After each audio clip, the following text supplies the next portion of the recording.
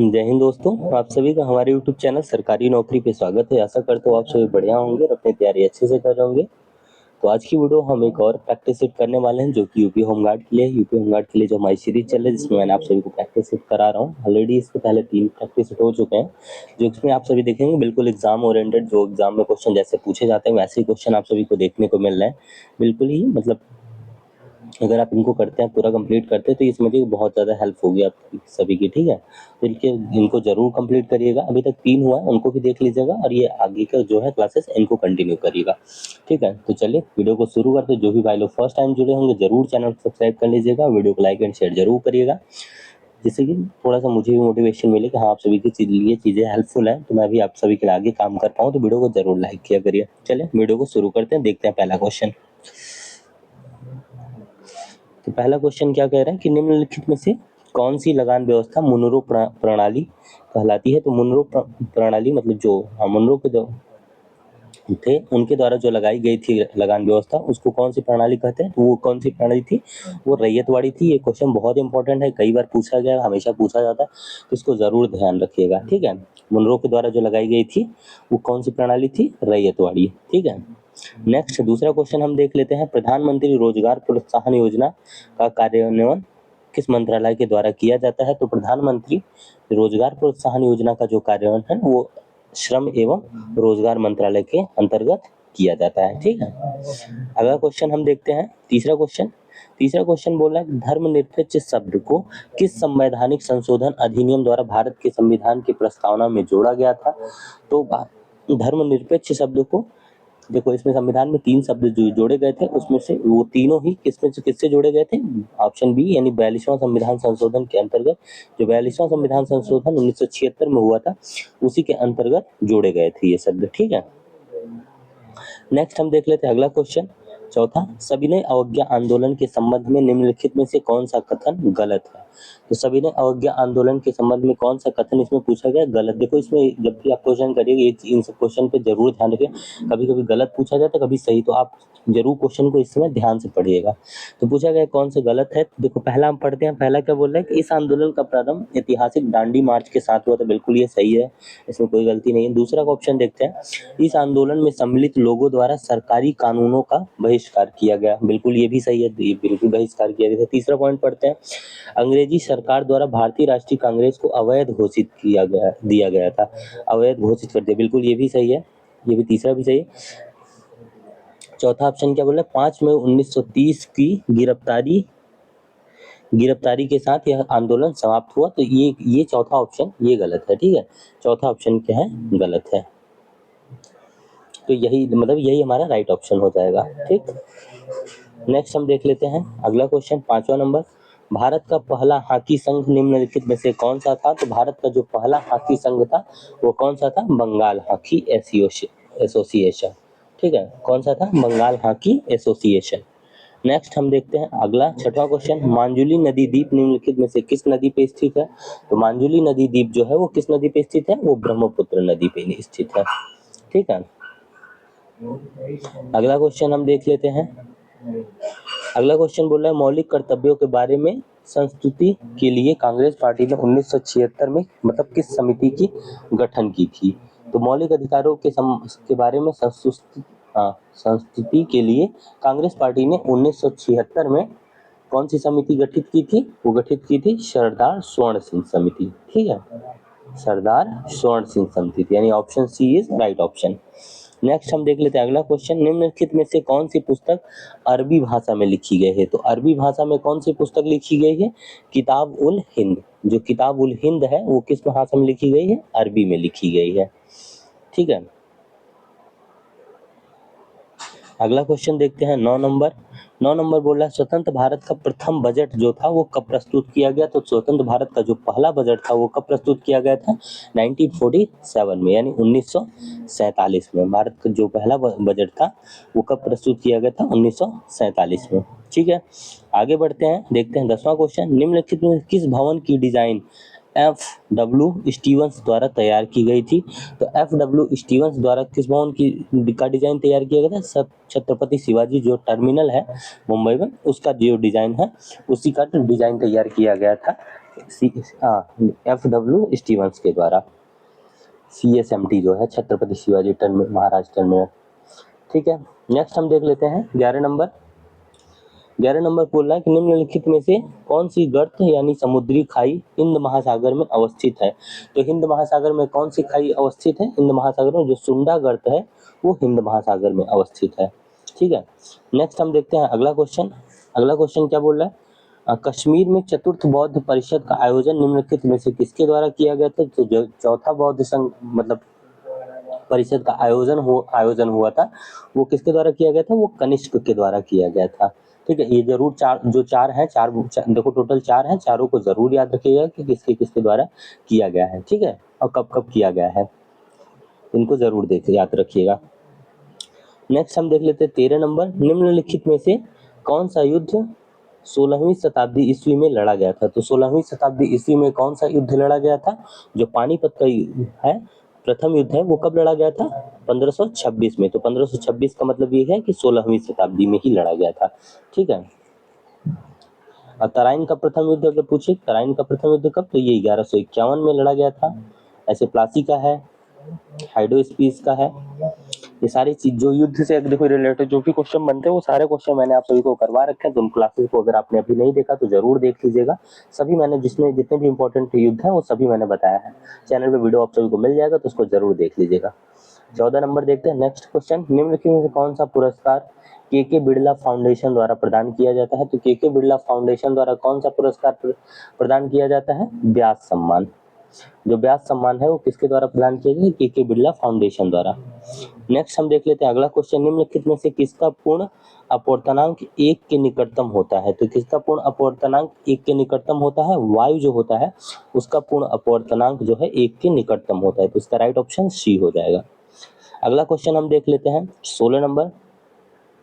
Madhav Gadgil panel, जो Madhav Gadgil panel है वो मतलब किस प्रकार के पर्यावरण, मतलब कहाँ के पर्यावरण से, जैसे अंडमान निकोबार का जो पर्यावरण है उसके पश्चिमी घाट, हिमालय, पूर्वी घाट, कहाँ के पर्यावरण के किससे संबंधित है?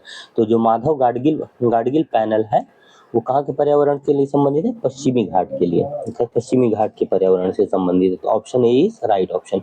नेक्स्ट हम देख लेते हैं भारतीय ध्वज जो है, भारतीय ध्वज संहिता के अनुसार राष्ट्रीय ध्वज की लंबाई और ऊंचाई, जो भारतीय ध्वज की लंबाई और चौड़ाई है उसका रेशियो पूछा गया है। तो उसका रेशियो कितना होता है? 3:2। ठीक है, 17 का, यानी option A is right option, 3:2 होता है। ठीक है, नेक्स्ट हम देख लेते हैं अगला क्वेश्चन पूछा है बिहार में खोजा गया रामपुरवा बैल स्तंभ शिखर अब कहाँ, मतलब कहाँ रखा गया है? जो मतलब रामपुरवा बैल स्तंभ शिखर है वो कहाँ पे रखा गया है, ये हमसे पूछा गया। तो इसको कहाँ पे रखा गया है? इसको राष्ट्रपति भवन में रखा गया है। तो option A is right option. ठीक है, नेक्स्ट हम आगे बढ़ते हैं, आगे देखते हैं 16 नंबर। फसल कटाई पर्व हरेला जो है, फसल कटाई पर, ये मैंने देखो पिछले प्रैक्टिस में भी ये क्वेश्चन आप सभी को देखने को मिला था। तो आई होप अगर आपने किया होगा तो वो चीजें आपको याद होंगे। तो फसल कटाई पर्व हरेला जो है वो पूछा है किस राज्य में मनाया जाता है? तो फसल कटाई पर्व हरेला जो है वो कहाँ मनाया जाता है? उत्तराखंड में मनाया जाता है हरेला पर्व। ठीक है, नेक्स्ट हम देखते हैं अगला क्वेश्चन बोल रहा है विशिष्ट सापेक्षता सिद्धांत के अनुसार निम्नलिखित में से क्या सापेक्ष नहीं है? तो इसमें से क्या सापेक्ष नहीं है? जो प्रकाश का वेग है वो क्या है? विशिष्ट सापेक्षता सिद्धांत के अनुसार सापेक्ष नहीं है प्रकाश का वेग। ठीक है, नेक्स्ट हम देखते हैं 21 नंबर। लाइफ ऑफ पाई नामक उपन्यास की लेखिका या लेखक निम्नलिखित में से कौन है? तो लाइफ ऑफ पाई की जो लेखिका है वो लेखक है वो कौन है? अरविंद अडिगा है। ठीक है, लेखक कौन है? अरविंद अडिगा। नेक्स्ट हम देखते हैं 21 हो गया। 22 नंबर। 22 नंबर बोला कि भारत में एंजल कर जो है एंजल कर से संबंधित है। तो एंजल कर किस मतलब कहाँ के किस प्रकार के कर से संबंधित? तो एंजल कर जो है वो स्टार्टअप से है। ठीक है, स्टार्टअप्स। नेक्स्ट अगला देखते हैं 23 नंबर। भारत की नृत्य शैलियों के संदर्भ में निम्नलिखित में से कौन सा युग्म सही नहीं है? तो देखो इसमें से जो नृत्य दिए गए हैं और उनका पूछा गया है कि कौन किस राज्य से संबंधित है और कौन इसमें से सही सुमेलित नहीं है। तो देखो अगर हम सात्रिया की बात करें तो सात्रिया बिल्कुल असम से बिल्कुल सही था, बिल्कुल एकदम सही है, इसमें कोई गलती नहीं। सात्रिया जो नृत्य है, बिहू भी असम का है, सात्रिया भी ये असम का ही है, ठीक है। तो इसमें से पूछा है कौन सा युग्म सही नहीं है, हमसे जो है कि कौन सा सही नहीं वो पूछा गया। अगर हम गोटीपुआ की बात करें तो ये भी बिल्कुल सही है, ये भी उड़ीसा का है। कालबेलिया की हम बात करें तो कालबेलिया भी राजस्थान का है, ये भी बिल्कुल सही है। राजस्थान के और भी हैं, सुई सिनी वगैरह हैं, ये सब भी ये भी राजस्थान के हैं।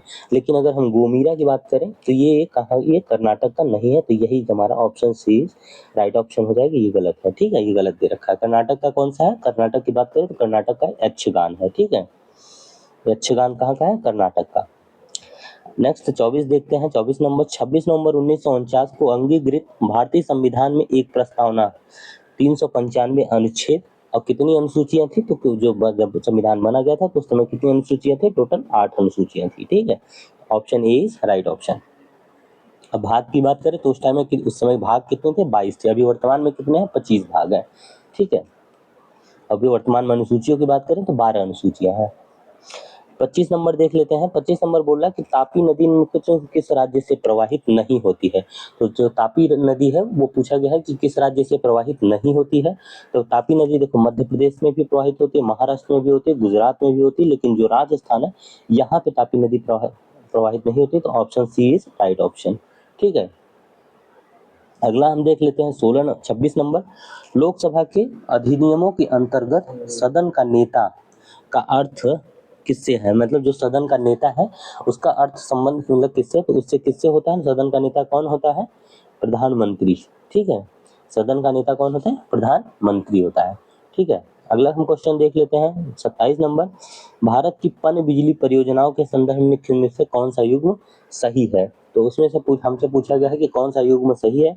तो कोटेश्वर परियोजना जो है वो कहाँ है? उत्तराखंड, बिल्कुल यही पहला ही सही है हमारा। कोटेश्वर परियोजना जो है वो उत्तराखंड से ही है, ठीक है। बाकी देखो ये कोसी दे रखा है तो ये बिहार से है, ठीक है। केरल की जो केरल में है तो वो हुगली है, ये भी गलत दे रखा है। नेक्स्ट तो इसका क्या कौन सा? ऑप्शन ए इज राइट है, ठीक है। 28 नंबर देखते हैं। निम्नलिखित में से कौन सी धातु अभिक्रिया श्रृंखला के शीर्ष से संबंधित नहीं है? मतलब कौन सी धातु जो है वो अभिक्रिया यानी अभिक्रिया श्रृंखला की शीर्ष से संबंधित नहीं है। तो अभिक्रिया श्रृंखला के शीर्ष से संबंधित कौन है? लेड। जो लेड है ये अभिक्रिया श्रृंखला के शीर्ष से संबंधित नहीं है। नेक्स्ट हम देख लेते हैं अगला क्वेश्चन 29 नंबर। दिल्ली राजधानी क्षेत्र एनसीआर की तर्ज पर उत्तर प्रदेश में राज्य राजधानी क्षेत्र एससीआर बनाया जा रहा है। इस क्षेत्र में कौन कौन से शहर शामिल हैं? तो इस क्षेत्र में कौन कौन से शहर शामिल हैं ये हमसे पूछा गया है। तो हम नीचे देख लेते हैं पूरा, देखो ऑप्शन पूरा, हाँ यहाँ अब दिख रहा है, ऑप्शन चारों दिख रहे हैं। तो देखो कौन कौन से शहर इसमें पूछा गया, कौन कौन से शहर शामिल किए गए हैं। तो कौन कौन से शहर शामिल किए गए हैं? एक मिनट, ठीक है। तो इसमें कौन कौन? सीतापुर है, बिल्कुल सीतापुर भी दिया है। हरदोई भी है। रायबरेली की बात करें तो ये भी रायबरेली भी है। लखनऊ भी है, उन्नाव भी है, बाराबंकी, यानी कि सभी। तो कौन से ऑप्शन? हाँ ये डी है, डी में दे रखा है, ये सभी यानी जितने भी हैं ये सभी हैं, ठीक है। सभी है जो है इसमें शामिल किए गए हैं, ठीक है। नेक्स्ट हम देख लेते हैं 30 नंबर। जनवरी 2023 में सांसद खेल महाकुंभ 2022-23 के दूसरे चरण का उद्घाटन उत्तर प्रदेश के किस जनपद में किया गया? तो उत्तर प्रदेश के किस जनपद में किया गया है? बस्ती जिले में, ठीक है। नेक्स्ट हम देख लेते हैं 31 नंबर। अर्जुन बांध नहर से लाभान्वित जिला है। अर्जुन बांध नहर से लाभान्वित जिला कौन सा है? वो है हमीरपुर। अर्जुन बांध नहर से लाभान्वित जिला है हमीरपुर, ठीक है। अगला हम देख लेते हैं 32 नंबर। रानी लक्ष्मीबाई बांध अवस्थित है, यानी पूछा गया कि रानी लक्ष्मीबाई बांध जो है वो किस नदी पर अवस्थित है? तो रानी लक्ष्मीबाई बांध जो है वो बेतवा नदी पर स्थित है, ठीक है, बेतवा नदी पे। भारत ने किस वर्ष तक चंद्रमा पर अंतरिक्ष यात्री भेजने का लक्ष्य निर्धारित किया है? तो भारत ने किस वर्ष तक चंद्रमा पर अंतरिक्ष यात्री भेजने का लक्ष्य निर्धारित किया है? वर्ष 2040 तक, ठीक है। नेक्स्ट हम देख लेते हैं अगला क्वेश्चन 34 नंबर। 34 नंबर कह रहा है कि भारत के संविधान के अनुसार साइबर अपराध राज्य के विषयों के अंतर्गत आते हैं, तो यह किस अनुसूची में मतलब बताया गया है? तो साइबर अपराध जो है राज्य के विषयों की सूची में आते हैं, यह हमारा बताया गया है 7वीं अनुसूची में। ठीक है, किस अनुसूची में है? 7वीं अनुसूची में।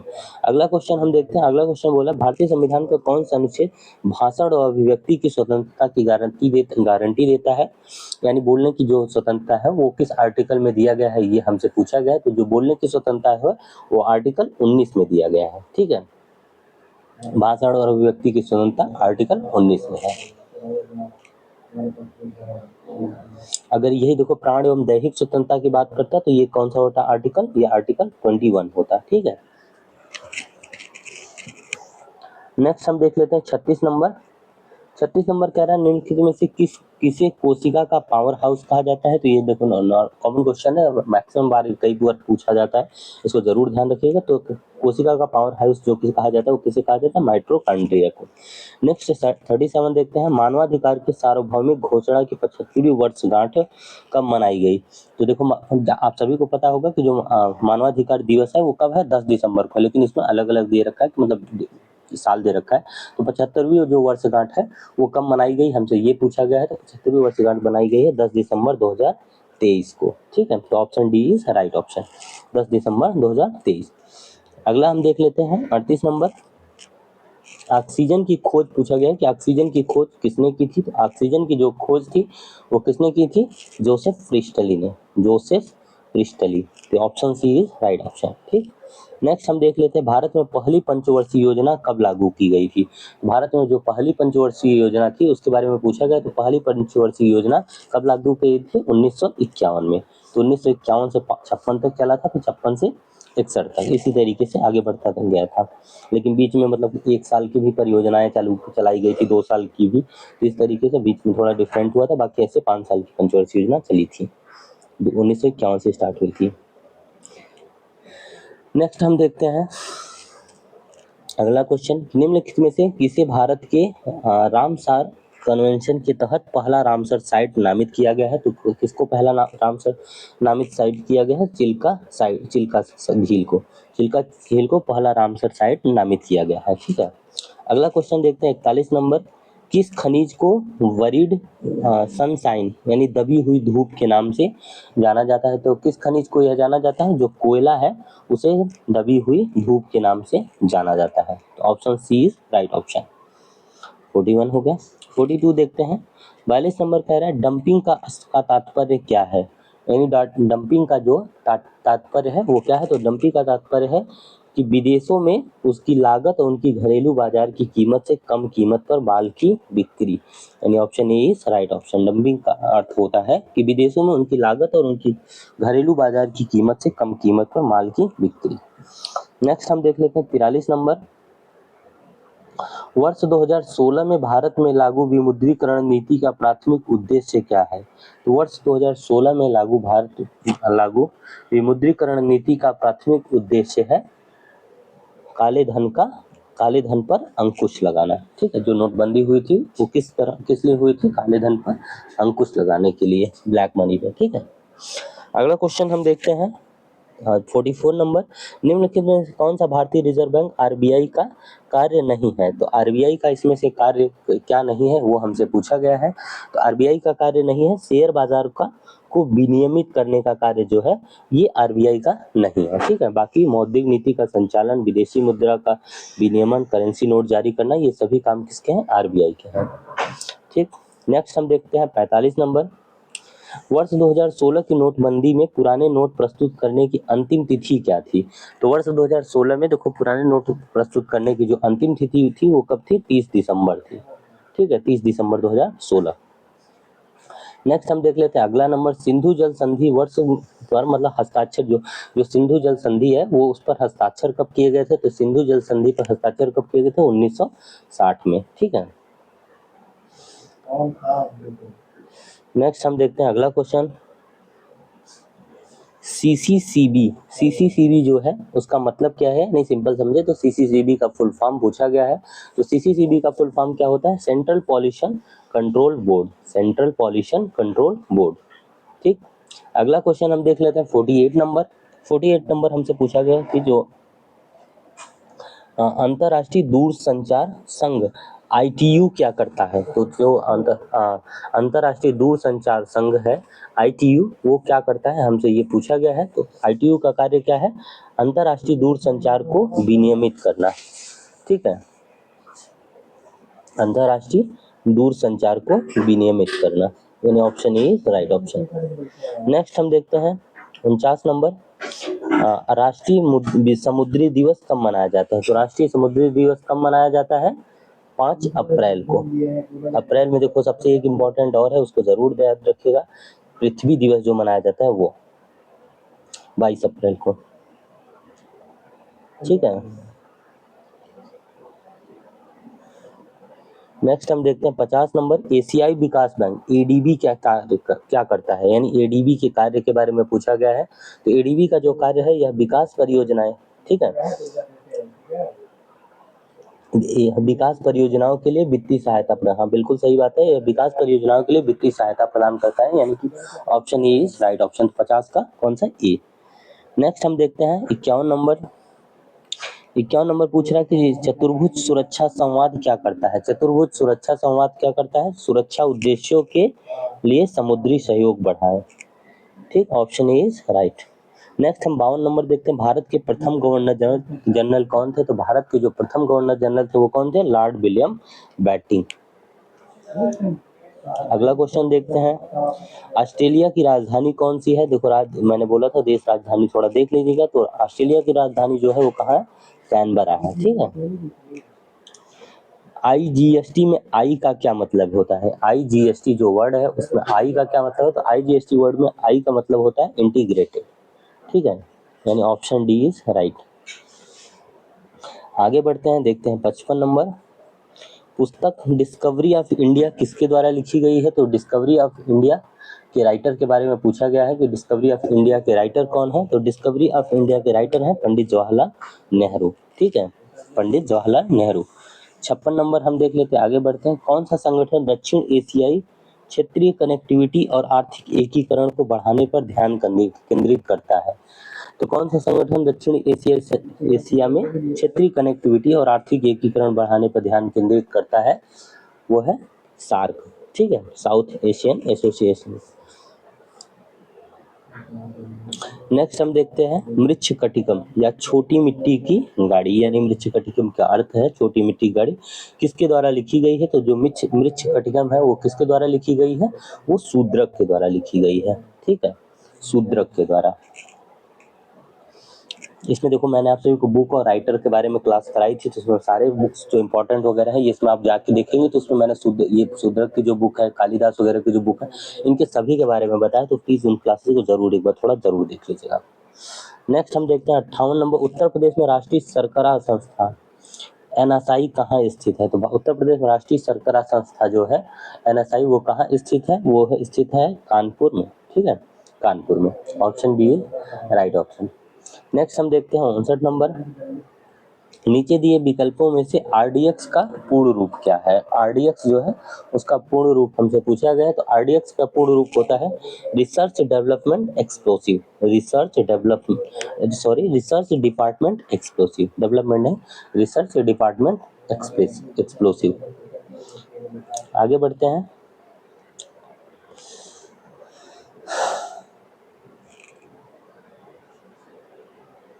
देखते हैं 60 नंबर क्या बोल रहा है कि निम्नलिखित में से कौन सा सोशल मीडिया प्लेटफॉर्म नहीं है। तो सोशल मीडिया प्लेटफॉर्म की हम बात करें तो इंस्टाग्राम भी है, फेसबुक भी है, ट्विटर भी है। जो नौकरी है ये सोशल मीडिया प्लेटफॉर्म नहीं है, ये कब जॉब होती है। ठीक है, तो option C is right option. Next हम देखते हैं 61, अनुसंधान में डबल ब्लाइंड अध्ययन का उपयोग करने का मुख्य लाभ क्या है। अनुसंधान में जो है डबल ब्लाइंड अध्ययन करने का मुख्य लाभ क्या है, यह शोधकर्ताओं के पूर्वाग्रह को दूर करता है। तो option B is right option. आगे बढ़ते हैं, देखते हैं 62 नंबर, सोशल मीडिया पर हैशटैग का इस्तेमाल किस लिए किया जाता है? तो सोशल मीडिया का जो है, जैसे कि अभी कोई भी हम यूट्यूब हो या कोई भी सोशल मीडिया हो, उस पे हैशटैग का इस्तेमाल क्यों करते हैं, ये हमसे पूछा गया। तो हैशटैग का जुड़ाव को और पहुंच बढ़ाने के लिए, यानी कि ज़्यादा से ज़्यादा जैसे जो भी हैशटैग लगाते हैं उसी से, जैसे अगर आप किसी भी पढ़ाई से रिलेटेड वीडियो सर्च कर रहे हैं तो एजुकेशनल हैशटैग लगेंगे उस पर, तो उससे ये पता चलेगा कि जो वीडियो है वो एजुकेशन पर्पज़ के लिए बनी गई है, ठीक है। तो जुड़ाव और पहुंच बढ़ाने के लिए किया जाता है। आगे बढ़ते हैं, देखते हैं 63 नंबर, आतंकवाद विरोधी अभियानों का प्राथमिक उद्देश्य क्या है? तो आतंकवाद विरोधी जो अभियान है उनका प्राथमिक उद्देश्य क्या होता है? तो उनका प्राथमिक उद्देश्य विद्रोहियों का सैन्य दमन, यानी option B is right option. Next हम देख लेते हैं 64 नंबर, कम विकसित देशों में गरीबी मुख्यतः किसके कारण है?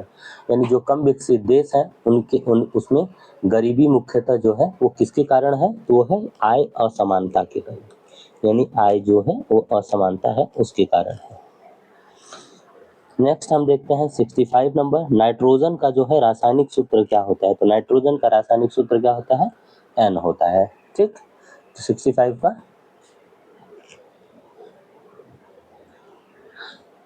नाइट्रोजन को हम किससे डिनोट करते हैं? एन से। लेकिन इसमें थोड़ा देखो कंफ्यूजन है, क्योंकि कभी जैसे वैसे होता है तो नाइट्रोजन की N2 भी बोला जाता है, लेकिन मुख्यतः जहाँ तक मुझे लग रहा है ये डी ही होना चाहिए, ठीक है।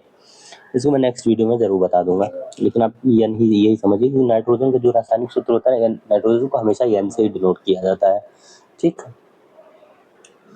आगे बढ़ते हैं, देखते हैं अगला क्वेश्चन, क्षेत्रफल की दृष्टि से कौन सा देश सबसे बड़ा है? क्षेत्रफल की दृष्टि से कौन सा देश सबसे बड़ा है? तो कौन सा देश सबसे बड़ा है? वो है हमारा रशिया। अगर भारत की हम बात करें तो भारत पे कौन सा स्थान है? भारत 7वें नंबर पे है। और यही अगर जनसंख्या की बात करते तो जनसंख्या के मामले में चाइना पहले पे आता, और अपना इंडिया जो है वो दूसरे पे है, ठीक है। ये अगर जनसंख्या की हम बात करें तो।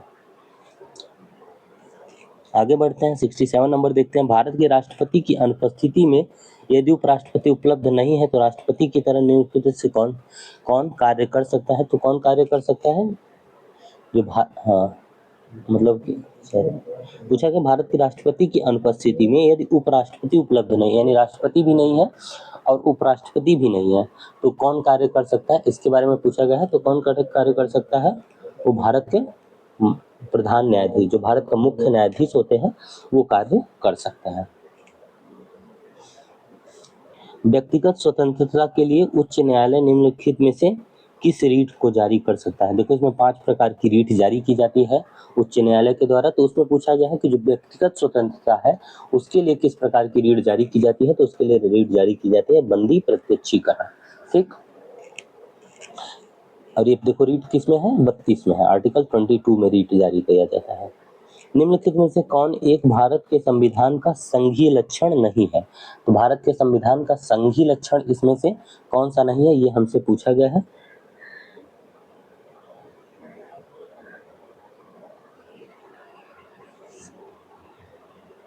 तो ऑप्शन सी जो सिंगल एक हरी नागरिकता है, ये है भारत के संघीय संविधान का लक्षण नहीं है, ठीक। आगे बढ़ते हैं, हम देखते हैं 70 नंबर,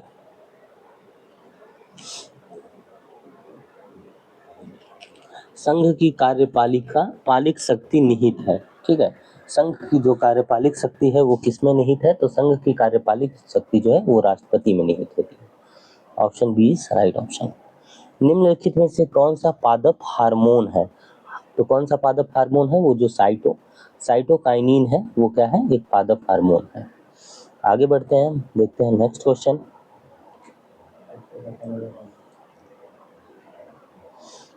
(72) 72 नंबर बोल रहा है, मानव शरीर का तापक्रम। तो मानव शरीर का तापक्रम, क्वेश्चन थोड़ा, न ही जोड़ों में घटता है न ही जाड़ों में घटता है, ना ये ऑप्शन सी शायद हो सकता है, लेकिन कुछ थोड़ा इसमें कंफ्यूजन है, इसको छोड़ दीजिए, ठीक है। नेक्स्ट हम देखते हैं अगला क्वेश्चन हो रहा है, निम्नलिखित में से किसी किले का निर्माण अकबर के राज्यकाल में नहीं कराया गया? तो यानी इसमें से किस किले का निर्माण जो है अकबर के राज्यकाल में नहीं कराया था? तो जो दिल्ली का लाल किला है उसका निर्माण अकबर के राज्यकाल में नहीं कराया गया था। ठीक है, आगे बढ़ते हैं 74 नंबर, निम्नलिखित में से किस अधिवेशन के लिए कांग्रेस ने पहली बार एक महिला को अध्यक्ष चुना था? तो महिला अध्यक्ष को कब किस अधिवेशन में चुना गया था? वो था कलकत्ता अधिवेशन जो 1927 में हुआ था। आगे बढ़ते हैं, लोकहितवादी उपन्यास से किसे जाना जाता है? तो 75 नंबर, लोकहितवादी जो उपन्यास है उसके लिए किसे जाना जाता है? गोपाल हरि देशमुख को। Option A is right, Gopal Hari Deshmukh को। नेक्स्ट आगे बढ़ते हैं, 1946 के कैबिनेट मिशन का नेतृत्व किया गया था। तो 1946 का जो कैबिनेट मिशन था उसका नेतृत्व किसके द्वारा किया गया था? सर पैट्रिक लॉरेंस द्वारा। ठीक है, सर पैट्रिक लॉरेंस द्वारा। आगे हम बढ़ते हैं, देखते हैं 77 नंबर, प्लास्टिक में से निम्नलिखित में से कौन सा अर्धचालक है? तो निम्नलिखित में से कौन सा अर्धचालक है? जो जर्मेनियम है वो क्या है? एक अर्धचालक है। ठीक है, आगे बढ़ते हैं 78 नंबर, हम देखते हैं शरीर के अंदर लोहे आयरन की कमी से उत्पन्न होने वाला रोग। तो शरीर के अंदर लोहे की कमी की आयरन की कमी से उत्पन्न होने वाला रोग कौन सा है? रक्तहीनता। ठीक, नेक्स्ट देखते हैं 79 नंबर, एक गिलास पानी पीने से कितने कैलोरी मिलती है? तो एक गिलास पानी पीने से हमको कितनी कैलोरी ऊर्जा मिलती है? 0। ठीक है, शून्य। 79 का ठीक, यानी इस आगे बढ़ते हैं, देखते हैं अगला क्वेश्चन, आकाश का नीला रंग किस कारण होता है? तो आकाश का जो नीला रंग होता है वो किस कारण होता है? प्रकाश के प्रकीर्णन के कारण होता है, आकाश का रंग नीला दिखाई देता है हमको। नेक्स्ट देखते हैं 81 नंबर, बॉक्साइट का अयस्क क्या है? तो बॉक्साइट का अयस्क है, यानी इसमें पूछा गया कि जो बॉक्साइट है वो किसका अयस्क है? जैसे कि लोहे के अयस्क होते हैं, एल्युमिनियम का होता है, तांबे का होता है, सोने का, तो उसी प्रकार से हमसे पूछा गया जो बॉक्साइट है वो किसका अयस्क है? तो बॉक्साइट जो है वो एल्युमिनियम का अयस्क है। ठीक है, आगे हम बढ़ते हैं, आगे देखते हैं अगला क्वेश्चन, लौंग है, लौंग क्या है? जो हम लौंग देखते हैं नॉर्मल खाया हुआ जाता है, उसको पूछा गया कि लौंग जड़ है, तना है, पत्ती है, इस तरीके से पूछा गया। तो लौंग क्या है?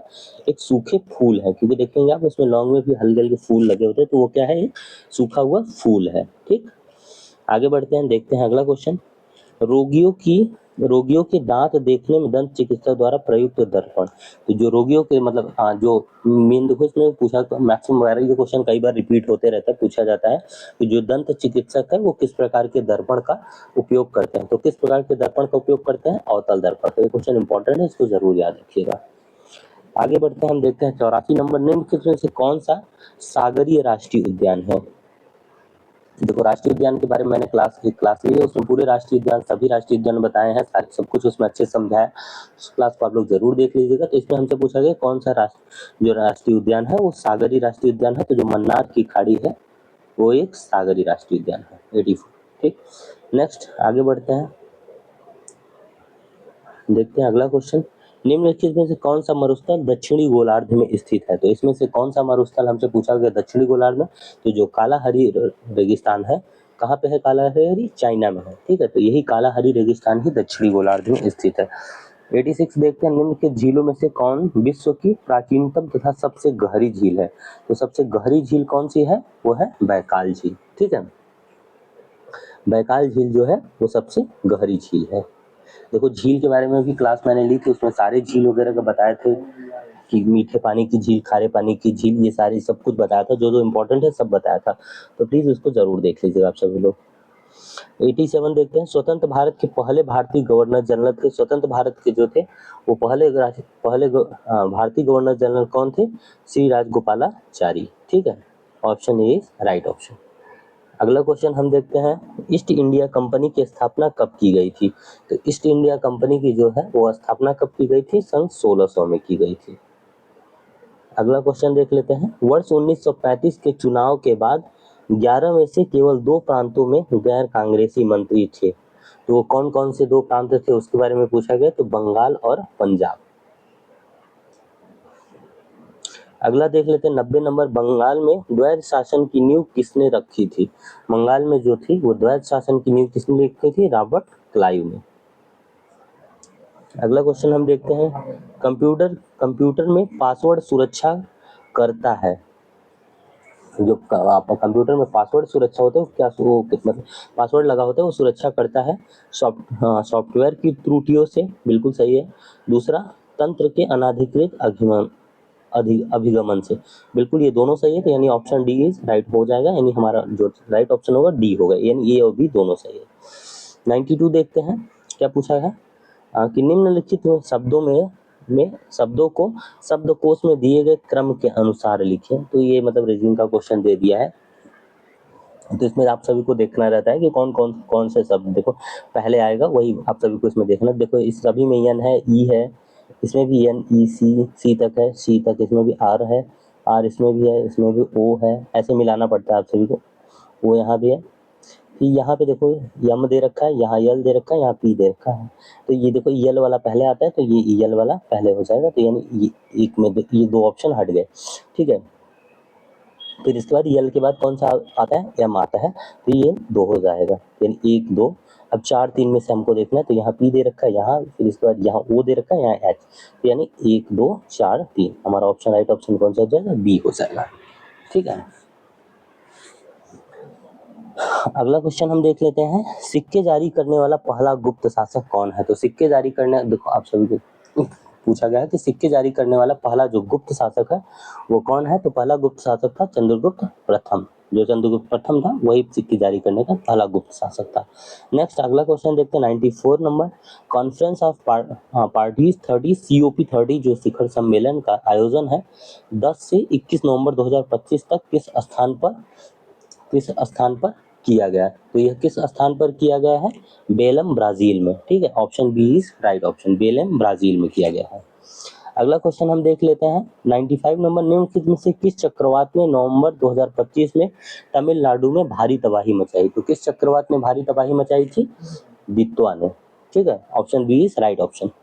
अगला क्वेश्चन देख लेते हैं, पुलिस महानिदेशक DGP और पुलिस महानिरीक्षक IGP के 60वें अखिल भारतीय सम्मेलन का आयोजन नवंबर 2025 में किस स्थान पर किया गया, तो यह किस स्थान पर किया गया है, रायपुर में किया गया है, ठीक है। Option C is right option. आगे बढ़ते हैं